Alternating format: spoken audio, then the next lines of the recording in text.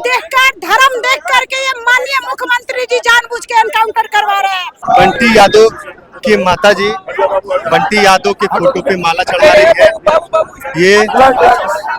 ये यादव से पंगा ना लीजिए और यादव को टारगेट करना बंद कीजिए। हम यादव हैं, हम वीरता का इतिहास लिखते हैं। हमारे गमछे में हमारा बिहार का परिचय और हमारे कलम में आईएएस का पहचान छिपा होता है। मैं भी एक यादव की बेटी हूँ, मैं एक पीएचडी होल्डर महिला हूँ, मैं एक पैसे से वकील हूँ। इसलिए यादव को आप लाठीधार ही मत समझिए, हम कलमधार हैं। देखिए, पप्पू यादव बंटी यादव की मां मोमबत्ती जलाकर फूल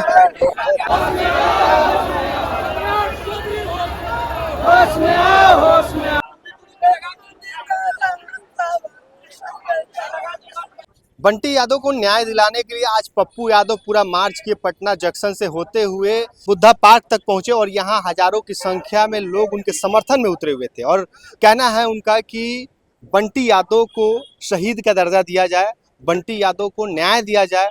इस मार्च में उनका पूरा परिवार था, उनकी माता जी थी, उनकी छोटी बेटी थी। सभी लोग न्याय की गुहार लगा रहे थे कि बंटी यादव को जल्द से जल्द न्याय दिया जाए। यहाँ से हम लोग न्यायालय तक जाएंगे। लगातार ये हमारा मांग जारी रहेगा कि जल्द से जल्द बंटी यादव को न्याय दिया जाए।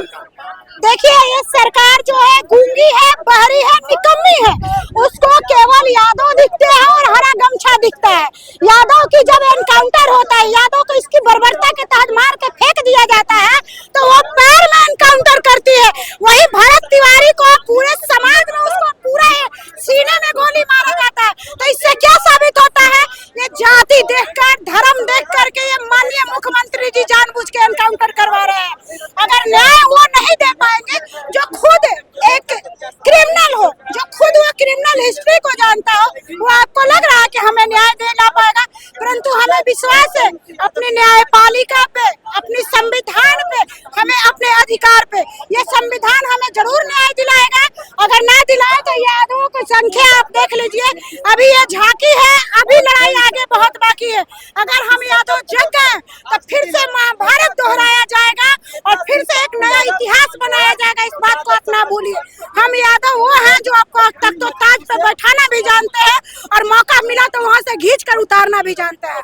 इसलिए यादव से पंगा ना लीजिए और यादव को टारगेट करना बंद कीजिए। हम यादव हैं, हम वीरता का इतिहास लिखते हैं। हमारे गमछे में हमारा बिहार का परिचय और हमारे कलम में आईएएस का पहचान छिपा होता है।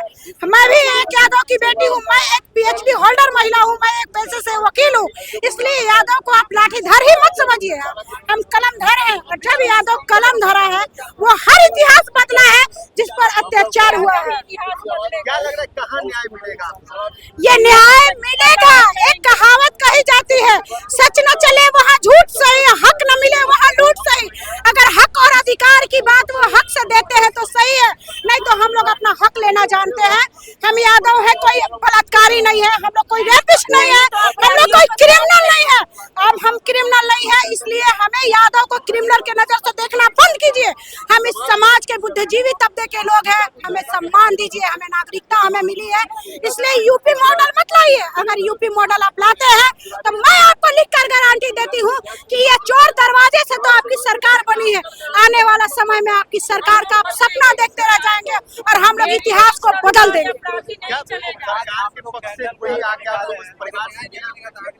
सरकार कभी भी पक्ष से नहीं मिलेगी। अरे भाई देखिए, क्या कीजिएगा, उसकी माइनॉरिटी सेट है, जात पूछ कर गोली मारिए। एआई हरा गमछा खोजिए महोदय, एआई से हरा गमछा और जात तो खोज लेते हैं। क्या आपकी एआई क्रिमिनल को नहीं खोजती है? क्या आपकी एआई रेपिस्टों को नहीं खोजती है? क्या आपकी एआई बलात्कारियों को नहीं खोजती है? सम्राट चौधरी शर्म कीजिए। हमको लगता है एआई वो आपको खोजने का काम करेगा। आपने कितना क्रिमिनल का काम किया है वो खोजने का काम करेगा। इसलिए हम लोग गुहार नहीं, अपनी हक की लड़ाई लड़ रहे हैं। आने वाले समय में भी हम अपने हक की लड़ाई को लड़ेंगे। बंटी यादव कहा जा रहा है कि शराब का कोई मामला था। अरे भाई, ये लॉ एंड ऑर्डर आप देख रहे होंगे। ये लॉ एंड ऑर्डर जो है एक गवार, एक जाहिल, एक अनपढ़ के हाथ में है। वो लॉ एंड ऑर्डर को समझता नहीं है, जानता ही नहीं है। तो उसको क्या लग रहा है कौन शराब तस्कर है, कौन कलमधारी है? वो खुद शराब तस्कर है। फिर क्यों फंसाया जा रहा है? पूरे बिहार में शराब मिल रहा है, हर जगह शराब मिल रहा है जो और फंसाया जा रहा है यादव जी को। बंटी यादव शराब वो झूठा आरोप तो लगाएंगे ही, जब मौत हो जाती तो उनको झूठा आरोप नहीं। पहले से कहाँ थे? तो अगर वो शराब पीते थे पहले से आप कहाँ थे?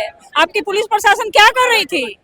वो पकड़ती ना उनको। जब वो ये सेक्स रैकेट के खिलाफ आवाज उठाए, उनके पास कुछ प्रमाण भी था, वो देने के लिए चाहे तो उनको मौत के घाट उतार दिया गया। सरकार यही करवा रही है और दूसरा कोई नहीं। सरकार का ही हाथ है उनके मर्डर में, सरकार ही करवा रही है उनकी है।